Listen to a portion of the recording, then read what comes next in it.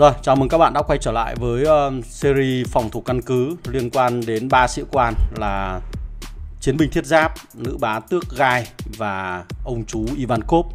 Vấn đề mình đặt ra đã được nêu ở trong video clip số 1 và toàn bộ quá trình kiểm thử mình đã để ở video clip số 2. Các bạn có thể xem lại hai video clip này để hiểu rõ hơn về bối cảnh và cách mình thực hiện các bài kiểm thử nhé. Rồi, để tránh mất thời gian của các bạn thì chúng ta sẽ đi ngay vào phần phân tích chiến báo. Rồi, toàn bộ các chiến báo của các bài kiểm thử mình đã để ở trên màn hình, ở trong file Photoshop các bạn có thể nhìn thấy ở đây. Thì mình có chia ra làm hai lượt kiểm thử. Một là tấn công với một quần thể các quân đội và hai là tấn công với một đơn vị nhỏ hơn. Mục tiêu của mình muốn kiểm thử là kiểm tra xem độ bền của căn cứ và thời gian sống sót của căn cứ trong cả hai kịch bản. Một là đối phương sử dụng các đơn vị xe tăng hoặc trực thăng tấn công căn cứ của các bạn với thời gian lâu nhất có thể thì liệu rằng bá tước gai có cung cấp được nhiều lượng độ bền cho căn cứ của chúng ta sống lâu hơn hay không. Và trong trường hợp thứ hai là chúng ta phải sống sót lâu nhất có thể trước một đám đông những đơn vị pháo của kẻ thù, để xem là với thời gian ít ỏi như vậy thì bá tước gai có giúp chúng ta sống lâu hơn ở trong các trận chiến hay không. Thì như các bạn có thể nhìn thấy ở trong trên màn hình là đây là cái phần tổng hợp tất cả các bài kiểm thử mà mình đã thực hiện.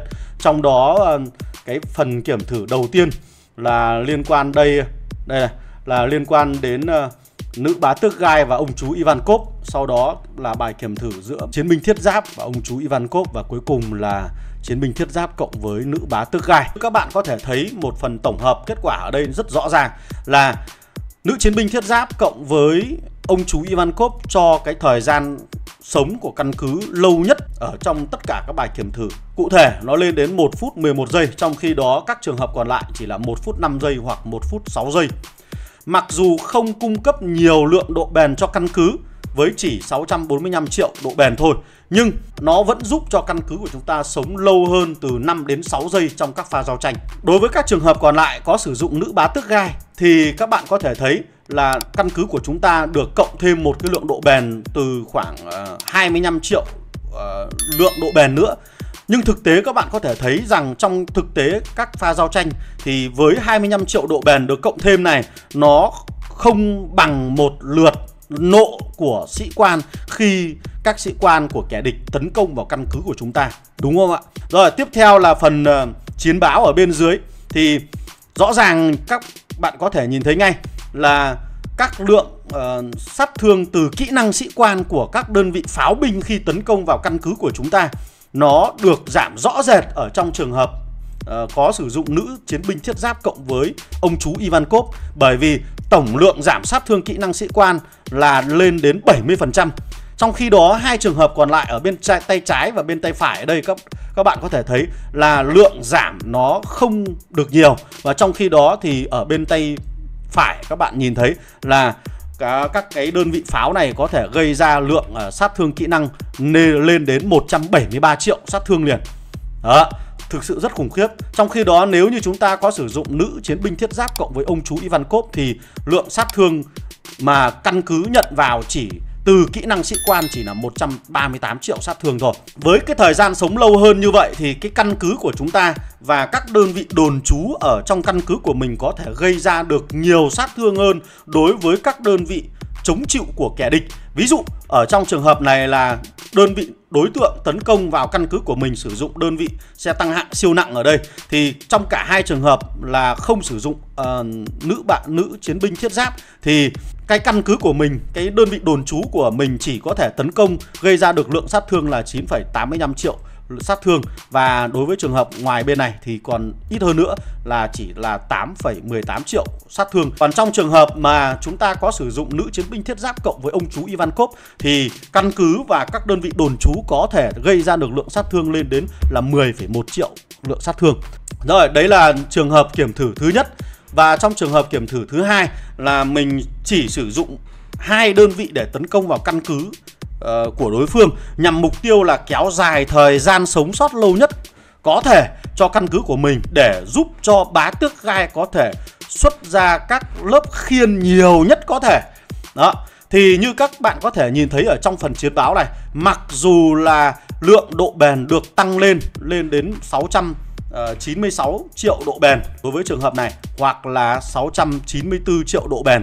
Tức là so với 645 triệu ở đây là chúng ta đã chênh được khoảng 50 triệu lượng độ bền cho căn cứ nữa. Nhưng thực tế là các bạn vẫn hãy nhớ rằng trong thực tế chiến đấu thì một lượt tung kỹ năng sĩ quan của kẻ địch có khi lên đến hơn 50 triệu sát thương.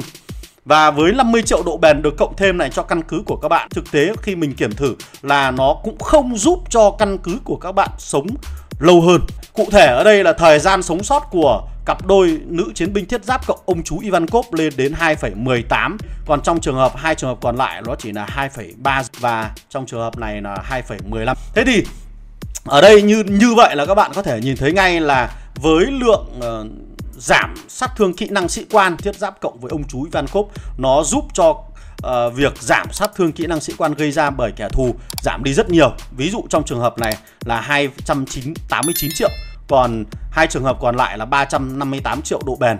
Đấy, và 364 triệu độ bền. Như vậy là với việc không sử dụng nữ chiến binh thiết giáp thì căn cứ của chúng ta bị dính sát thương kỹ năng sĩ quan nhiều hơn. Đó. Thế ở đây chỉ là một bài kiểm thử ở trong phòng thí nghiệm, còn cuộc chiến diễn ra ở trên chiến trường nó hoàn toàn khác. Và các bạn vận dụng như thế nào là quyền của các bạn. Ở đây mình thực hiện test cho các bạn xem hai cái kịch bản như vậy và test cho các bạn xem 3 sĩ quan này. Còn các bạn sử dụng như thế nào, vận dụng ra làm sao là tùy thuộc vào mỗi người. Đây là trò chơi game chiến thuật, không phải là trò chơi game trong sách giáo khoa. Và mỗi người sẽ vận dụng sáng tạo khả năng của mình. Có những người thì sử dụng cả 3 sĩ quan này, nhưng có những người thì chỉ sử dụng 2 đơn vị sĩ quan thôi.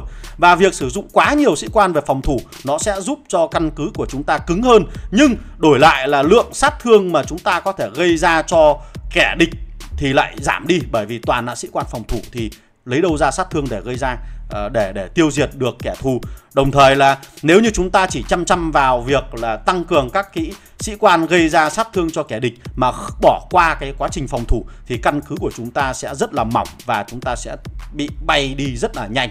Ok, rồi thì hy vọng là với cái bài kiểm thử như vậy thì các bạn đã có được một lựa chọn cho mình trong việc là bố trí một đội hình làm sao phù hợp, cân bằng giữa việc là phòng thủ và tấn công. Rồi, nếu như các bạn thấy cái video này hay thì xin các bạn một like, share và subscribe cái channel của mình.